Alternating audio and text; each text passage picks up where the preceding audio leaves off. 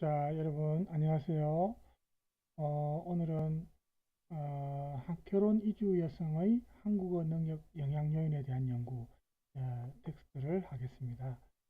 그래서 이제 이 내용은 이제 우리 한국에 이제 정착해서 배우자와 결혼을 해서 정착을 했는데 어느 문제로 이제 뭐 취업이든 아니면 자녀 양육 문제든 여러 가지 이 교육적인 문제에 있어서 고통받는 이주민들이 많습니다. 그래서 이와 관련해서 다룬 내용인데 한번 알아보도록 하겠습니다. 자, 먼저 본격적으로 텍스트를 보기 전에 그 이주 여성들이 언어와 관련해서 어떤 고민이 있는지 제가 동영상으로 준비한 게 몇 개 있는데 잠깐 보도록 합시다.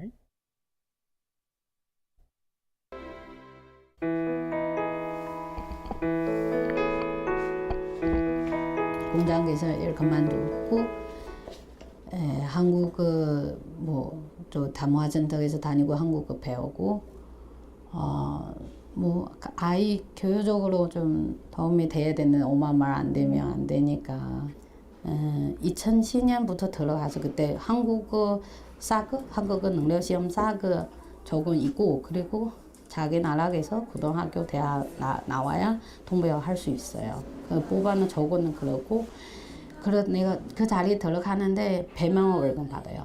그때 처음에는 100만 원이고 근데 제가 2004년부터 그 한국에 들어오자마자 공장에서 일을 해도 100만 원이에요.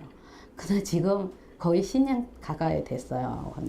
지금도 100만 원을 받고 있어요.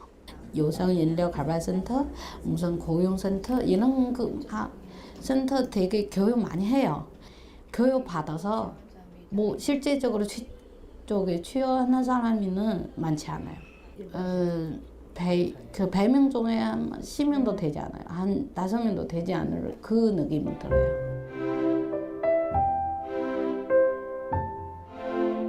결혼하면서 아이를 4명 낳게 됐는데 지금 큰딸이 고등학교 1학년, 둘째 딸이 중학교 2학년, 셋째가 아들인데요. 지금 올해 초등학교 5학년, 막내 딸이 초등학교 3학년에 올라갔습니다.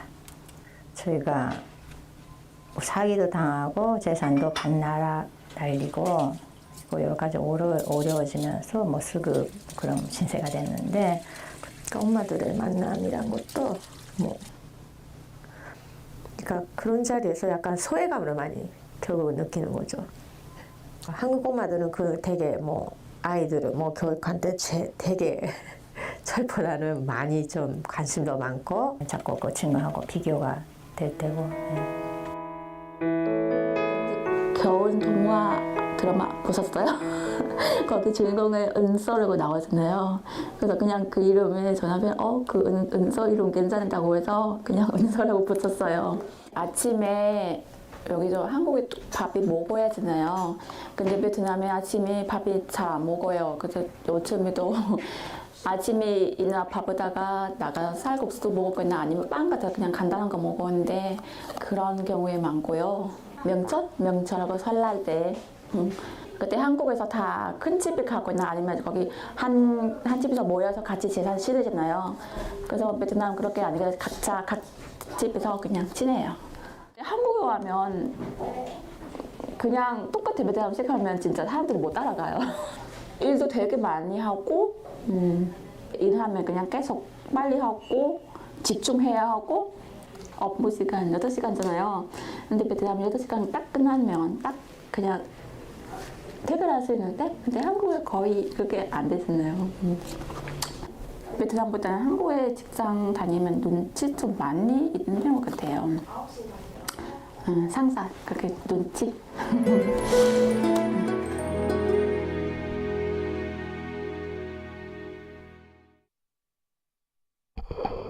그래서 자, 상사 눈치 보는 거는 뭐 사실은 꼭 이주 여성만 그런 건 아니고 우리 한국 사람들도 마찬가지고 뭐 같은 고민이 자, 그래서 이제 지금 이주 여성들이 아무래도 이 자녀를 낳고 키워야 하다 보니까, 자, 배우자인 한국 남편은 뭐 언어와 관련해서는 아무 문제 없죠. 이주 여성들이 지금 이제 언어와 관련해서 또 자기가 경제적으로 좀 돈을 좀 벌고 싶다. 남편 월급으로는 생활이 어렵다. 그럼 이게 가장 문제가 언어 문제입니다. 일상 생활에서 막 간단한 회화체 이런 거는 언어는 이제 뭐 의사소통이 될지 몰라도 직장에서 일할 때는 전문적인 용어도 사용해야 되고 그냥 간단한 일상 회화 언어만 알아서는 안 되죠. 그러니까 이제 언어 문제가 이제 하나의 벽이 되는데, 그래서 우리나라에서 이제 어떤 이 인구 변화가 지금 우리 텍스트에도 나오지만 1993년에 벌써 전체 결혼 이 당시만 하더라도 한 1%가 안 됐습니다. 국제 결혼이. 그런데 2014년도 지금 조사를 보면은 통계가 10배가 증가했습니다. 10% 내외입니다. 2014년에. 그러니까 지금 우리가 2022년이 이제 올해 22년이 되면은 훨씬 더 이 비율이 더 증가했습니다. 틀림없이 지금 통계가 아직 뭐 한 몇 년 뒤에 나오겠죠. 이런 거는 이제 통계 조사는 적어도 조사한 지 한 3, 4년 이렇게 지나야 나오는데, 특히 이제 그 비율이 보면은 아무래도 한국 남성과 외국 여성의 국제 결혼 비율이 굉장히 높습니다. 우리가 이제 한국 남성 중에 이제 우리 한국 여성과 결혼 못하는 여러 가지 사정 때문에 뭐 경제적인 사정이든 뭐 여러 가지 사정 때문에 못하는 경우에 외국 여성과 이제 결혼하는 경우가 많은데, 아무래도 또 같은 아시아권 여성과 많이 결혼하죠. 아까 그 결혼 이민 여성자 보면 좀 베트남, 중국, 일본 뭐 이렇게 전부 아시아계가 많았죠. 그래서 이렇게 인구상으로 변화도 생기고 또 결혼한 이 이주 여성들이 한국 사회에 적응할 때 이 한국어 능력이 결국 우리 사회에서 아주 중요한 이슈가 됩니다. 아무래도 이민자가 이렇게 이민을 와서 자기가 이민 온 국가의 언어 능력에 따라서 적응 여부, 생활 속에서도 마찬가지죠. 적응 여부도 달라질 수 있고, 또 그 이민 온 국가 언어 능력이 만약에 부족하면은 노동 활동에서도 또 제약이 따르죠. 또 요즘에는 이제 국적 획득할 때도 이거 한국어 그 어떤 능력 이런 것도 또 보지 않습니까? 그리고 제일 중요한 게 의사소통 부족입니다. 그래서 이주 국가 태생의 사람들과 관계 형성에도 이제 그러니까 우리 한국을 말하겠죠. 어려움이 있는 겁니다. 그 가족과 의사소통 어려움은 물론 시간이 지나면서 조금 해소되겠지만, 이것도 역시 초창기에 가족마저도 의사소통이 잘 안 될 때는 뭐 시어머니, 우리가 뭐 EBS 교육방송에 보면 고부간의 갈등, 뭐 외국 며느리와 이제 이런 갈등이 해소되는 내용들 주로 물론 많이 다루지만, 그런 거 보면은 이제 우리가 알 수 있는데, 이렇게 뭐 교육이든 어떤 사회 의료 서비스 이용이든 뭐 여러 가지 이 언어로 인한 장애 요인이 많습니다. 그래서 우리가 실질적으로 이 결혼 이주 여성의 한국어 능력이 우리 한국 사회 적응을 결정짓는 가장 중요한 요인 중에 하나다라고 우리가 볼 수 있는 거죠.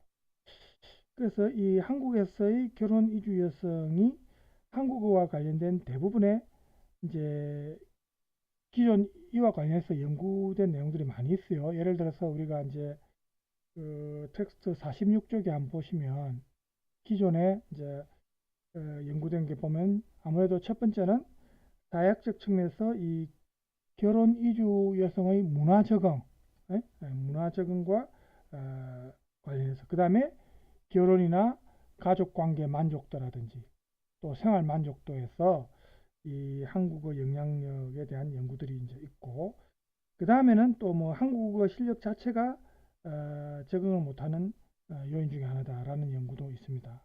그 다음에 두 번째는 언어학적 측면에서 이 결혼 이주 여성을 위한 한국어 교육이 필요하다.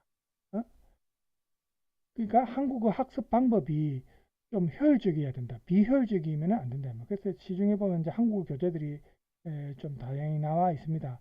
그래서 이런 걸 보면은 이게 이제 사실은 많은 경험에 의해서 실제로 그 그 외국인 여성들이 한국어를 배울 때 예를 들어서 우리와 어순이 비슷한 뭐 일본이나 이런 나라들은 조금 배우기가 쉽지만은 어순이 완전히 반대되는 국가에서 온 외국인 여성들은 배우기가 더 힘들죠. 우리가 영어 배우기 힘들듯이 그쪽도 마찬가지 아닙니까? 그래서 이런 연구들이 많이 나와 있는데, 그래서 이 결혼 이주 여성이 한국어 실력을 향상시키는 데 있어서 어떤 방식이 가장 적절한지 이런 고민도 사실은 필요하고, 그래서 제가 이제 자료를 찾다가 한국어 교재와 관련해서 교재의 문제점을 지적한 영상이 있어서 제가 보여드리겠습니다. 자, 요.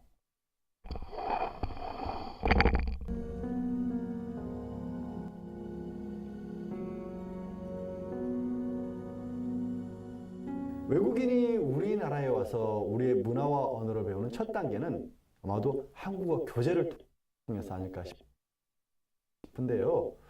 그런데 이들 책에 왜곡된 사실과 차별적인 시선을 담고 있다는 비판이 나왔습니다. 얼마 전 한 출판사가 펴낸 결혼 이주 여성을 위한 기초 한국어 회화 책의 내용이 큰 논란을 일으켰는데요. 먼저 영상으로 보시겠습니다. 결혼 이주 여성 영상이 이렇게 자꾸 끊기죠? 을 위한 한국어 교재가 여성을 가사노동 영역에 한정된 존재로 묘사해 성역할 고정관념을 조장하고 이주 여성에 대한 편견을 키운다는 논란이 일고 있습니다.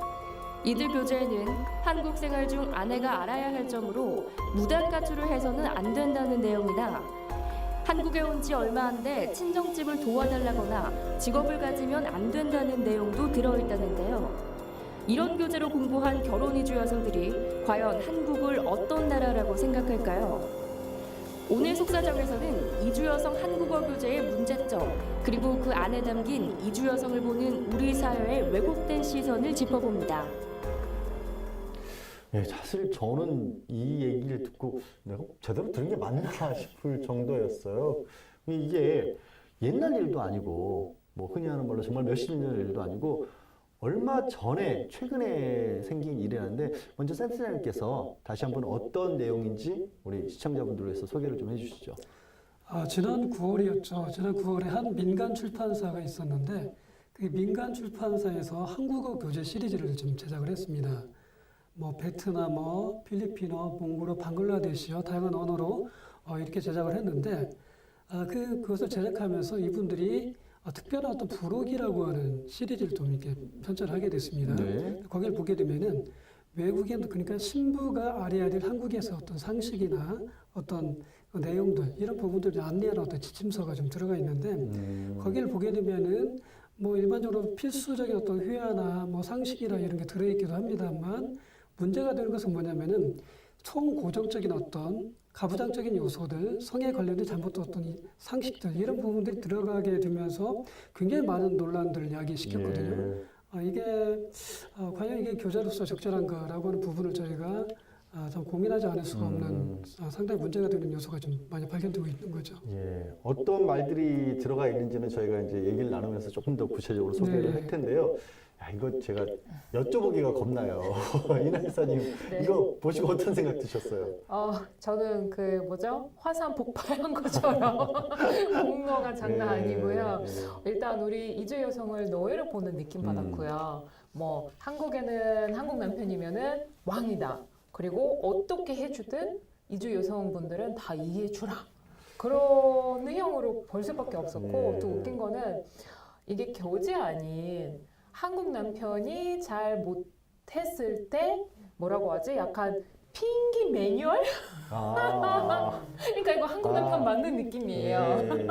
핑기 매뉴얼이에요. 교재가 아니에요. 한국 남편을 위한 매뉴얼이라는 거죠. 그래서 뭐 이제 이런 내용을 우리가 보면은 물론 이게 이제 전부는 아니고 뭐 일부 교재 편찬한 민간 업체 중에 이제 조금 문제가 있는 업체겠지만 이렇게 교재를 선정하고 만들 때도 신중이 필요하다는 겁니다. 그렇죠? 그래서 특히 교재 내용이 이제 뭐 문제가 될 수 있고 예전처럼 남성 위주의 어떤 가부장제 사회에서나 가능한 그런 내용이 교재에 담겨서는 안 되겠죠. 그래서 이런 문제도 있다는 겁니다. 그 다음에 이제 언어 사용 실태, 또 자녀들을 위한 한국어 교육 방안, 이런 연구들이 이제 많이 나와 있습니다. 기존 연구에. 그래서 이제 우리가 보게 되는 이 텍스트에서는 이 목적이 결혼 이주 여성의 한국어 실력 향상에 영향을 주는 요인들을 이제 알아보는 겁니다. 그래서 이 여성들의 어떤 한국어 실력 부족 때문에 발생할 수 있는 적응 문제, 이런 거를 이제 좀 찾아보고 적응할 수 있는 문제를, 그 다음에 한국어 실력 향상을 통해서 이러한 한국 사회에서의 적응을 좀 더 정진시킬 수 있는 방안, 이런 것도 한번 생각해 보자는 게 이제 우리가 오늘 보는 텍스트의 목적이라고 할 수 있습니다. 자, 먼저 이론적 배경으로서 이민자의 이주국가 언어 습득 모델, 요 내용을 잠깐 보면, 기존에 이제 연구 결과들을 보면은 이민자가 새로운 이주한 국가의 언어를 습득함에 있어서 이주국가 언어, 즉 우리로 치면 이제 한국어겠죠. 여기에 얼마나 많이 노출되느냐, 노출 정도, 그 다음에 개인의 능력에 따른 언어 습득 차이. 그러니까 한국어를 좀 더 빨리 습득하는 사람이 있을 수 있고, 또 느린 사람이 있을 수 있겠죠, 개인에 따라서. 그 다음에는 경제적 동기입니다. 이코노믹입니다. 그래서 아무래도 경제적으로 돈을 벌고 싶은 이런 어떤 욕구가 굉장히 강한 사람일수록 한국어를 배우려는 어떤 동기부여가 훨씬 강하겠죠. 그런 생각을 할 수 있고, 그 다음에 출신 국가나 또는 민족에 따라서 언어 실력의 차이, 아까 제가 말했듯이 자기가 원래 썼던 모국어의 어순이라든지 여러 가지에서 한국어와 조금 유사한 측면이 있느냐, 아니면 한국어와 완전히 반대되는 그런 언어냐에 따라서 또 언어 습득에 영향을 받을 수 있다는 겁니다. 그래서 우리가 뒤쪽으로 잠깐 가볼까요? 이렇게 이제 이민자가 이민을 온 이후에 거기에 이제 우리나라에 거주한 기간이 오래됐느냐 짧았느냐 뭐 이런 차이, 그 다음에 본국의 국민이나 가족과의 관계에 있어서 이주 국가의 언어를 사용할 수 있는 환경과 밀접한 관련이 있습니다. 그 다음에는 두 번째는 언어 습득의 결과로서 개인마다 언어 습득 능력이 다르겠죠. 그래서 이러한 차이도 우리 영향을 이제 준다고 볼 수 있고, 세 번째는 아까 말했다시피 경제적 동기입니다. 그죠? 그래서 높은 임금과 안정된 직장을 갖고 싶은 경제적 그런 욕망이 강하면 강할수록 아무래도 경제적 동기가 약한 사람에 비해서는 언어 습득에 영향을 받겠죠. 훨씬 더 이 사람이 많이 노력할 거니까. 그죠? 그 다음에 마지막은 이제 이민자의 이주한 국가 언어 습득에 있어서 이제 집단적인 접근의 필요성이 있다. 개별적인 접근이 아니라 집단적인 어떤 필요성, 즉 출신 국가나 혹은 민족에 따라서 이주 국가의 언어 실력 향상에 있어서 차이가 있을 수 있다. 이렇게 볼 수 있습니다. 자, 그러면 우리가 이민자의 이주 국가 언어 습득 영향에 대한 기존 연구들을 한번 이렇게 봤는데, 아까 말한 대로 얼마나 우리 한국어에 많이 노출되느냐. 이 사람이 이민 와서도 집에만 계속 그야말로 방콕 쪽, 태국 방콕이 아니고요, 여러분, 썰렁한 농담이지만 방에 콕 머물러 있는 게, 박혀 있는 게 이제 방콕 아닙니까? 그러면은 전혀 한국어 실력이 늘지 않겠죠. 그래서 한국어에 많이 노출돼야 됩니다. 한국인들과 자주 접촉하면서 대화를 하고 이렇게 해야 아무래도 언어가 더 많이 늘겠죠. 그죠? 그런 어떤 발품이 좀 필요한 것 같고, 그 다음에 이렇게 이제 우리가 가정할 때 거주 기간이 만약에 또 길어지면은 언어 습득이 좀 더 용이하다, 이렇게 일반적으로 볼 수 있죠. 그렇지만 전부 그런 건 아닙니다. 일부 학자들이 조사한 바에 의하면 거주 기간이 언어 능력을 향상시키는 그런 관계가 반드시 그런 관계가 아니고 그렇지 않은 경우도 많이 있다. 거주 기간이 길어도 예를 들어서 우리가 한국에 와서 거주 기간이 길어도 자기 모국 사람들하고만 어떤 개토처럼 모여가지고 모국인들과만 대화하고 한국인들과 접촉이 없고 끼리끼리 모여서 살고 이러면은 어느 능력이 향상되겠습니까? 우리가 외국에 유학 갔다든지 아니면 외국에 이민 갔을 때도 마찬가지입니다. 그죠? 우리 한국인 사회에서 한국인들과만 접촉하면은 그 나라 언어 안 늘겠죠? 뭐 똑같다고 볼 수 있습니다. 그죠? 그래서 거주 기간과 언어 습득 능력이 반드시 정비라는 건 아니겠죠. 그 다음에 두 번째 이제 결과를 보면은 기존 연구를 보니까 가족 구성원들이 그 이민자의 모국어 사용보다는 이주한 국가의 언어 사용을 장려할 경우에 이주 국가 언어 실력이 좀 더 향상되고 반대로 이주 국가의 언어 사용보다는 이민자 모국어 사용을 장려할 경우에는 이주한 국가의 언어 실력은 낮아진다 라는 가정이 또 있습니다. 뭐 물론 당연하죠. 이 가족 구성원들이 가족 구성원들끼리 집에 있더라도 이민 간 나라의 언어를 사용하는 그런 가족들 같은 경우는 아무래도 더 늘 것이고, 그죠? 그래서 이제 이런 기존 연구들이 쭉 있지만 우리가 지금 보고 있는 이 텍스트에서는 이런 한국 남편에 대한 정보가 사실은 부족하고, 그러니까 변수가 많죠.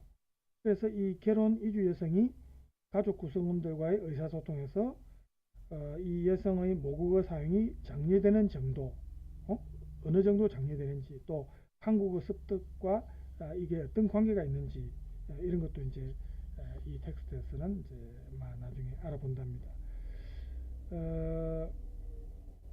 예를 들어서 기존 연구들을 보면은 또 아동이 우리가 이제 텍스트 여기 밑에 보면 나와요. 아동이 언어 습득에 영향을 준다고 보고 있지만 이민자의 언어 습득에서 아동의 효과는 사실은 상반된 결과도 많이 나옵니다. 예를 들어서 어떤 연구에 의하면 아동이 미국에 이주한 이민자 부모의 영어 실력 향상을 저해하는 역할을 했다. 이렇게 결과를 발표한 사람들도 있고, 반대로 아동이 그 이민자 부모의 영어 실력을 정진시키는 역할을 한다. 이렇게 결과를 또 발표한 연구들도 있습니다. 어느 쪽이 맞는 것 같아요? 양쪽 다 가능하기 때문에 이 상반된 결과가 나온 겁니다. 예를 들어서 아동이 그 이민자 부모에게 이주 국가의 언어를 가르치는 역할을 할 수가 있죠. 왜냐하면 우리가 언어는 어릴수록 언어 습득력이 더 뛰어나죠. 그래서 아동들은 이민자 부모보다 나이가 이제 아무래도 어리니까 좀 더 쉽고 빠르게 그 새로운 언어를 습득할 수 있고, 또 아무래도 학교에 가서 그 나라 언어를 많이 배우니까 노출되죠. 그 나라 언어에. 그래서 이민자 부모보다는 그 이민간 국가의 언어 실력이 높아집니다. 그래서 아동이 오히려 가정 내에서 이 새로운 이주 국가의 언어를 부모님들에게 가르치는 선생의 역할을 할 수 있다는 게 긍정적으로 이제 보는 결과고, 반대의 결과로 나온 거는 아동이 일상생활에서 부모의 모국어를 이주 국가의 언어로 통역하는 역할입니다. 아동들이 아무래도 아까 말했다시피 나이가 어리고 학교에서도 그 나라 언어를 자주 사용하니까 이주 국가의 언어를 빠르게 습득하니까, 그래서 가정 내에서 부모와 부모의 모국어로 의사소통을 하게 되면서 부모의 모국어도 이 아동은 할 수 있겠죠. 이런 상황에서 부모가 이주한 국가 국민과 만나는 일상생활에서 통역하는 역할을 할 수가 있다는 겁니다. 그래서 부모가 그 이주한 국가의 언어 향상을 오히려 부모에게는 제되는 역할을 할 수 있다는 거죠. 그러니까 이 상반되는 결과가 나타나는 겁니다. 그렇죠? 그래서 처음에는 여러분이 왜 상반되는 결과가 나타날까 의아했는데, 방금 이런 사례를 들어보면 어느 정도 이해가 갈 수 있죠. 그리고 이제 우리가 이 사회적 네트워크가 이제 모국어 사용이 장려되는 그 본국 출신의 이민자와의 어떤 네트워크하고, 또 모국어 사용보다는 이주국가 언어의 사용이 장려되는 그런 이주국가 태생의 국민, 우리 한국 예를 들어서 베트남 여인과 이제 한국 국민과의 관계망, 이런 것도 이제 분리해 가지고 이제 연구를 해볼 필요가 있는 거예요. 그래서 이민자가 그 이민 온 국가에서 그 본국 출신의 이제 국가 이민자들이 설립한 단체나 기관에 소속돼 있을 때, 그러니까 베트남 여성이 베트남 출신이 설립한 단체나 기관에 소속돼 있을 경우죠. 또 그 나라 모국어를 사용하는 언론 매체를 사용한다든지, 또 본국 출신의 친구가 많다든지, 또 이주국가 언어 실력과는 이제 아무래도 이거는 비례하는 관계가 안 되겠죠. 반대로 모국어 사용보다는 자기가 이주한 국가의 언어 사용이 장려되는 그런 이주한 국가 국민과의 어떤 관계망, 이거는 아무래도 긍정적인 그 요인이 됩니다. 언어 습득에 있어서. 그죠? 예를 들어서 본국 출신의 이민자가 적은 스포츠 클럽, 예를 들어서 뭐 배드민턴이다, 뭐 이제 운동 스포츠 동아리에 이제 가입할 때 자기 나라 베트남이면 베트남, 방글라데시 이렇게 파키스탄 자기 나라 사람들 말고 한국인 스포츠 동호회에 가입해서 같이 운동하면서 한국어를 배우면 훨씬 더 효과적일 수 있다는 거죠. 그렇죠? 예. 이건 뭐 우리가 외국 갔을 때도 이제 제가 독일 유학 갔을 때도 마찬가지입니다. 이런 스포츠 동호회 같은 데 가입해서 하면 좀 더 언어 습득에 유리합니다. 운동하면서 서로 굉장히 긍정적인 에너지를 발산하고 서로 어떤 유대 관계가 좀 더 긴밀해질 수 있는 그런 어떤 환경 아닙니까? 그죠? 그런 상태에서는 훨씬 더 이제 언어 습득이 용이하다는 거죠. 자, 그 다음에 이제 개인 능력에 따라서 언어 습득의 차이가 있다. 그래서 기존 연구들을 보면은 일단은 나이와 관련된 게 있습니다. 연령의 효과라는 게 있습니다. 연령의 효과. 그래서 기존 연구에 보면 많은 결과들이 연령과 이주국가 언어 실력과 이제 관계를 연구했는데, 그 이유는 우선 첫 번째는 새로운 언어 습득에 있어서 아무래도 어렸을 때 우리가 생물학적으로 보면은 아까 말했다시피 좀 더 언어 습득에 유리하다는 겁니다. 기존의 언어가 완전히 정착하기 전에 자리 잡기 전이니까 새로운 언어를 좀 더 스펀지처럼 잘 흡수한다는 거죠. 그래서 우리가 외국어를 배울 때 좀 더 어릴 때 배울수록 유리하다. 뭐 이런 말이 있죠. 그렇다 하더라도 저도 자녀가 3명이고 다자녀지만 밑에 늦둥이고 2명이 이제 딸인데, 큰 딸, 둘째 딸이 있는데 유치원 때 보니까 영어 단어 가르치고 이러더라고요. 너무 나는 저래 아직 한국어도 잘 못하는 그런 상황에서 저래 외국어를 대화가 되겠나 걱정이 되고 좀 우려스러웠는데, 또 한편으로 보면 그런 장점이 있는 것 같습니다. 외국어를 습득할 때 있어서. 그 다음에 이제 두 번째는 보니까 이주한 당시에 나이가 많으면은 아무래도 이주 국가에서 노동시장 참여할 기회가 부족하니까 언어 실력을 향상시킬 어떤 동기부여가 약해지죠. 어차피 직업을 가질 수 없다 이러면은 그 나라 언어를 배우려고 하는 동기부여가 약해지지 않겠습니까? 그래서 아무래도 젊은 나이에 이민 온 사람들에 비해서는 언어 실력이 낮아진다, 이런 결과가 있고, 세 번째는 나이가 많은 이민자는 새로운 문화를 받아들이는 데도 어려움이 있다. 그렇죠?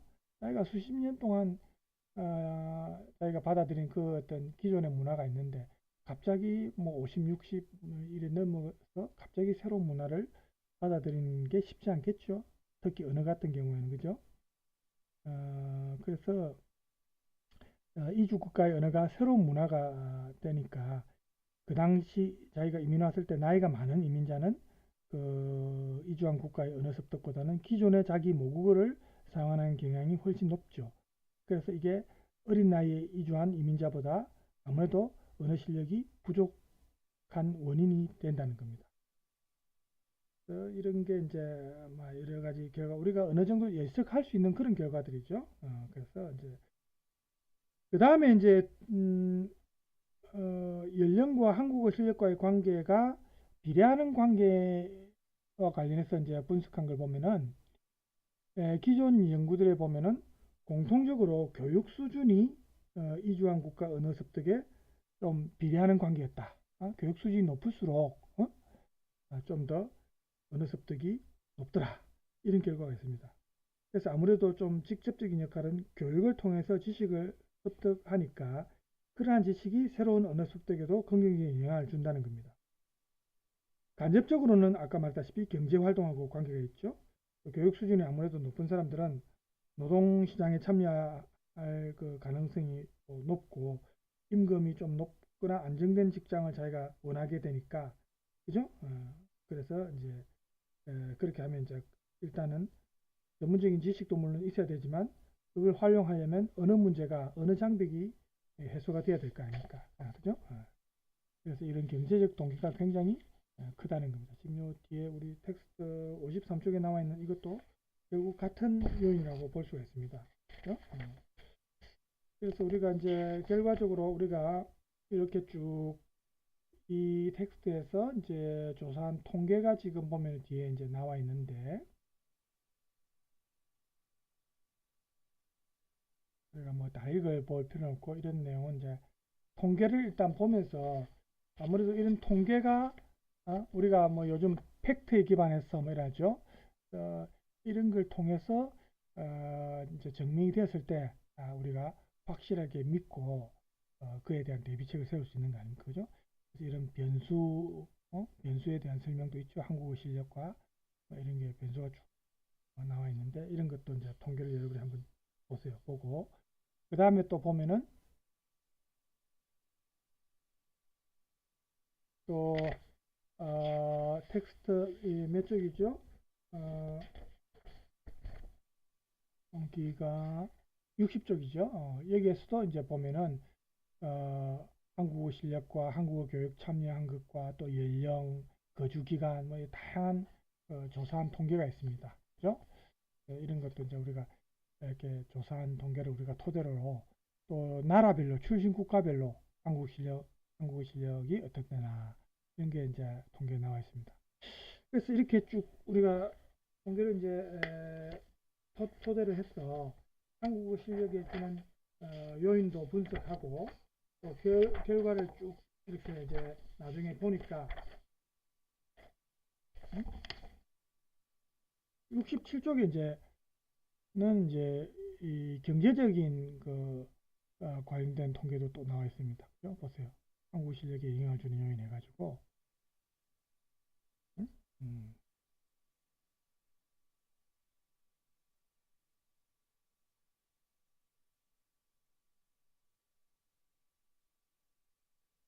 또 이제 한국어 교육의 효과성에 대해서도 이렇게 이제 통계를 냈습니다. 자, 그래서 이런 여러 가지 통계가 지금 나와 있는데 결론적으로 이제 이 연구에 의해서 나온 결국 결론이 이제 중요한데 우리가 결론을 이제 보면은 이 결혼 이주 여성의 한국어 실력에 영향을 미치는 요인들을 이렇게 조사를 해보니까 아무래도 이민 이후에 한국어에 얼마나 노출되느냐, 또 개인의 능력이 어떻느냐, 또 경제적 동기, 그 다음에 이런 게 이제 한국어 실력 향상과 밀접한 관련이 있고 또 출신 국가나 민족에 따라서도 한국어 실력이 좀 아무래도 달랐습니다. 구체적으로 보면 우선 한국어 노출과 관련해서 보니까 가족과의 의사소통을 할 때 결혼 이주 여성의 모국어 사용을 아무래도 억제할수록 그 다음에 아동수가 또 많을수록 그 다음에 한국인 친구가 있고 지역 주민사회와의 모임에 참여를 많이 하면 할수록 또 본국 출신 이민자와의 모임에 가급적 참여를 많이 안 하고 또 그 다음에는 서울 경기도 이외의 지역에 거주할수록 이 결혼 이주 여성의 한국어 실력이 향상되었답니다. 지금 우리가 쭉 이렇게 통계들을 봤는데 이 통계들을 전부 종합하면 이런 결론이 나온답니다. 그리고 이제 거주기간과 관련해서 통계를 보니까 거주기간이 증가할수록 한국어 실력이 좀 더 물론 증가했습니다. 그렇지만 일정 기간의 어떤 거주기간에 도달하면은 그 효과는 감소한답니다. 하지만 한국어 수업에 참여한 결혼 이주 여성의 한국어 실력이 한국어 수업에 참여하지 않은 결혼 이주 여성보다 반드시 높은 건 아니었습니다. 이게 의외죠? 그럼 이건 뭘 의미합니까? 한국어 수업이 비효과적이었다는 겁니다. 아까 교재 뭐 내용도 뭐 지적이 나왔지만 수업 방식이 효과적이지 못했다는 겁니다. 이런 것도 이제 계속 수업 방식이 좀 외국인들이 우리 한국어를 배울 때 좀 더 어떻게 하면 좀 더 쉽게 배울 수 있는지 이런 걸 자꾸 연구할 필요가 있다는 거죠. 우리 한국인들은 모르죠. 우리는 태어날 때부터 계속 한국어를 썼기 때문에 모르는데 외국인이 배울 때는 이런 걸 느낀다는 거예요. 우리가 영어나 뭐 독일어나 프랑스어 이렇게 처음 배울 때 느끼는 거하고 똑같은 거 아니겠습니까? 그 다음에 두 번째는 개인의 능력 중에서 교육 수준이 높을수록 한국어 실력이 높아졌다. 이거는 막 어쩔 수 없는 결과네요. 그래서 또 나이로 보니까 한국어 실력 향상과 관련해서 아무래도 나이가 어릴수록 한국어 수업도 유리하지만 일정한 나이에 도달하면 반대로 나이가 증가하면서 한국어 실력이 또 향상되었답니다. 이거 약간 의외죠. 그 다음 세 번째는 경제적 동기와 관련해서 역시 취업한 경우에 결혼한 이주 여성의 한국어 실력이 역시 향상되었습니다. 그 다음 마지막으로 출신 국가나 민족에 따른 한국어 실력을 보니까 조선족이나 북미, 서유럽 혹은 대서양 출신의 결혼 이주 여성이 상대적으로 한국어 실력이 월등했답니다. 아주 좋았답니다. 그러면 한국어 실력이 부족한 곳이 어디냐? 동남아 출신의 결혼 이주 여성들이 상대적으로 한국어 실력이 부족했답니다. 그래서 우리는 TV나 이런 데 보면 동남아 여성들이 나와서 막 한국어 말하고 이래 하니까 동남아 같은 아시아계니까 동남아 여성들이 한국어 잘하구나. 이렇게 막 그냥 어느 정도 그렇게 예측을 하는 경우가 있는데 실제로 통계를 보면 안 그렇다는 거예요. 그죠? 동남아 출신 결혼 이주 여성들이 한국 실력이 상대적으로 부족했답니다. 다른 뭐 조선족이나 북미 지역이나 서유럽이나 대서양 출신 결혼 이민자 여성들보다 안 좋았답니다.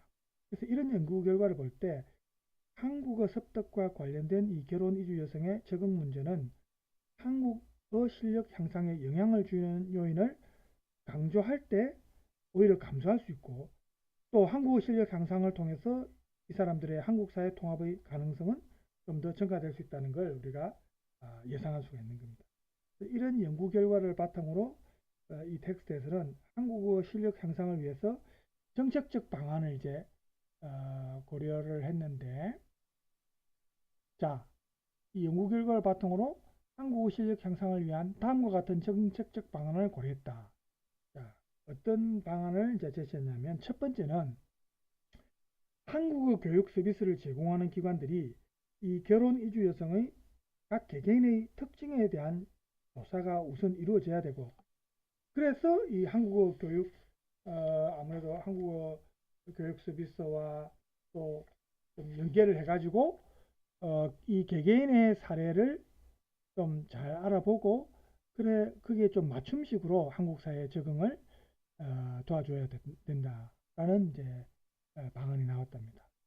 그래서 이런 결과를 보면 이 결혼 이주 여성 개개인의 인구학적인 특징, 예를 들면 나이라든지 또 자녀수, 아동수라든지 그 다음에 사회 경제적 특징, 예를 들면 뭐 교육이나 취업, 또 가족의 소득이 그죠? 혹은 관계 맺고 있는 사람들과의 어떤 관계망, 또 이민과 관련된 특징, 예를 들면 거주 기간이나 출신 국가, 뭐 이런 것 등이 한국어 능력에 영향을 미쳤는데 2014년 이후에는 다문화 가족센터 이외의 다양한 민간단체가 지역사회를 기반으로 정부에서 시행하는 한국어 집합교육 서비스 제공에 참여할 수 있게 되었습니다.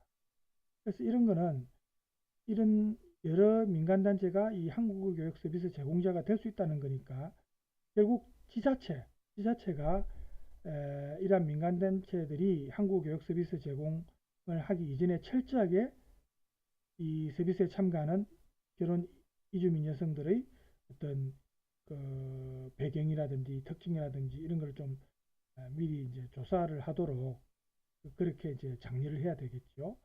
그리고 그러한 조사를 바탕으로 해가지고 한국어 실력 향상을 좀 더 증진할 수 있도록 그 세부적인 프로그램을 마련한다든지, 그죠? 한국어 교육 서비스와 함께 개개인의 사례를 좀 관리를 해야 아무래도 한국 사회 적응이 도움이 된다는 겁니다. 그죠? 뭐 이것도 보면은 이제 뭐 결혼 이주여성 한국 교실 예를 들어서 한국, 미국, 일본, 캐나다, 타이. 야, 이 많은 나라의 국기들을 이렇게 펼쳐놓은 거 보니 오늘 어떤 분들 만날지 제가 딱 문으로 들은 거에 의하면요. 어떻게 된 사연인지 안으로 들어가서 여러분도 감 잡으셨나요? 한글 배우기에 열을 올리고 있는 오늘의 주인공들, 바로 다문화 이주 여성들인데요. 과연 이들의 한국어 실력은 어느 정도인지 함께 확인해 보실까요? 포항에 거주하고 있는 다양한 국적의 외국인들에게 도움의 손길을 내밀고 있는 글로벌 센터. 낯선 한국에서 잘 적응할 수 있도록 물심양면 지원을 아끼지 않는데요. 무엇보다 언어가 달라서 생기는 크고 작은 문제들을 해결할 수 있는 한국어 교실도 운영되고 있습니다. 한국어 수업을 어떻게 이렇게 운영하게 되셨나요? 저희 한국어 수업이 일단 센터에서 가장 큰 행사이기 중요한 거기 때문에 결혼 이민 여성분들께서 이제 한국에 오시면 말씀을 못 하시는 분들이 되게 많이 있어요. 그런 분들의 안정적인 조기 정착을 위해서 센터에서 한국어 수업을 진행하게 되었습니다. 335 모여드는 한국어 교실 학생들. 일주일 동안 수업 듣는 날만 손꼽아 기다렸는데요. 반갑습니다. 주말 보내고 와서 더 예뻐지셨어요. 오늘은 또 어떤 걸 배우게 될지 선생님 얼른 가르쳐 주세요. 오늘 그 공부하시는 분들, 수업 들으시는 분들은 어느 정도 수준을 가지시는 저희들은 아직까지 5개의 어떤 반이 나눠지는데 제일 먼저 한국에 온 사람들은 입문반이고 그 다음에 단계가 우리 기초반이거든요. 아직까지 뭐 인사하는 방법부터 시작해서 아주 기초적인 명사를 배우는 그런 단계입니다. 여기서 잠깐! 글로벌 센터에는 각국의 전통을 한눈에 볼 수 있는 다문화조는 물론 수업을 듣는 동안 아이를 맡길 수 있는 타가소도 마련되어 있습니다. 안심하고 수업에만 집중할 수 있는 최고의 환경인데요. 어렵기만 했던 한국어 교실에서 자신감까지 얻어가시기 바랍니다. 제가 여기서 잠깐 우리 학생으로서 공부 열심히 하는지 테스트 해봐도 될까요? 괜찮을까요? 테스트. 오케이, 알겠습니다. 자, 제가 문제를 준비를 했거든요. 자, 문제 나갑니다. 짜잔. 나는 편지 씁니다. 나는 편지를 씁니다. 다시 한 번 더. 편지를 오! 씁니다. 편지를 씁니다. 정답입니다. 이야. 아직은 서툴지만 한국어를 향한 열정만큼은 뒤지지 않는 학생들. 이건 뭐예요? 이것은 누가 신지요? 기초가 되는 발음부터 문법까지 꼼꼼하게 배워보는데요. 한글 공부 이렇게 열심히 하는 이유가 있으세요? 네, 남편 한국 사람이에요. 한국 공부해서 남편이랑 한국어로 이야기 많이 하고 싶어요. 한국말 어렵지만 열심히 공부 거예요. 파이팅! 한글 사랑해요. 수업을 통해 한국어와 점점 가까워지고 있는 다문화 이주 여성들. 내 아이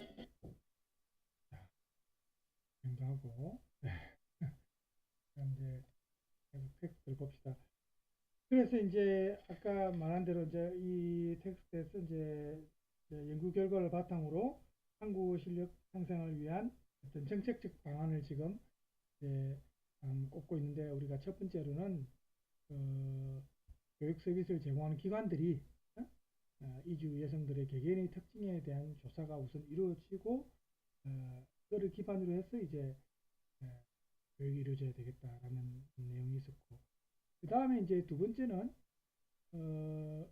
한국어 집합 교육의 효과성 정진 방안이 필요해 보인다, 이렇게 말을 했습니다.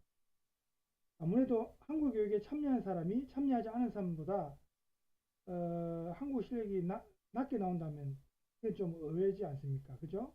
그래서 아무래도 이건 효과적인 측면에서 문제가 있었다는 거니까 효과성 정진을 고려해야 되겠죠. 그래서 현재 한국어 교육 서비스와 관련해서 2014년 이후에 아까 말했다시피 다양한 민간 단체가 정부 주도로 이제 한국어 교육 서비스를 제공할 수가 있습니다. 그게 참여할 수 있는데, 하지만 이게 이제 방금 우리가 아까 본 것처럼 집합교육에 국한되어 있습니다. 이렇게 다 같이 어떤 학원처럼 어디 건물에 모여가지고 이제 교육을 받는 겁니다. 방문교육이 좀 드물다는 겁니다. 그래서 방문교육은 아무래도 그 다문화 가족 서비스 센터만 한정되어 있고 그 규모도 집합교육에 비해서 크지 않습니다. 그래서 앞에서 말했다시피 많은 결혼 이주 여성이 좀 거리상으로 멀고 뭐 또 임신을 했다든지 출산 혹은 아동 양육 뭐 이런 여러 가지 뭐 요인 때문에 이런 그 한국어 배우는 학원이나 다문화 교육센터라든지 이런 데 참여하지 못하는 경우가 있을 수 있습니다. 그죠? 그래서 이런 걸 해소하기 위해서는 방문 교육을 좀 더 확대해야 되겠다. 접근성이 용이해야 되겠다. 그래서 한국 교육의 기회를 좀 더 넓혀야 된다. 구체적으로 보면 예를 들어서 지역사회에 배치되어 있는 학교나 보건소나 이런 기관과 연계를 해가지고 학교나 보건소하고는 아무래도 그 이주자 여성이 지리적으로 가깝겠죠. 자기 아동이 또 학교에 가야 되고 하니까. 그죠? 가까운 데 있지 않겠습니까? 그래서 이런 학교나 보건소와 연계해서 이 이주민 여성이 좀 쉽게 접근할 수 있도록 그렇게 이제 유도한다든지 아니면은 우리가 지금 하고 있는 것처럼 뭐예요? 온라인 강좌입니다. 온라인 강좌를 적극적으로 활용해서 이 거리의 어떤 그 제약을 해소할 수가 있는 겁니다. 온라인과 관련해서 한번 여기 제가 찾아본 게 있는데 김수진 씨는 3년 동안 한국어 수업을 들었습니다. 이제 한국말을 꽤 잘하는 편에 속하지만 스스로는 아직 부족하다고 느낍니다. 한국 국적을 취득한 이후에는 한국 문화에 대해 더 많은 공부를 하고 있습니다. 우리나라만의 문화는 물론 자녀 양육 방법까지 한국어 수업을 통해 힌트를 얻습니다. 올해는 대면 수업 대신 온라인 강의를 통해 더욱 이색적인 경험을 하고 있는 중입니다. 수업을 하면서 궁금한 점이 있으면 그때그때 메모를 하는 열정적인 수강생입니다.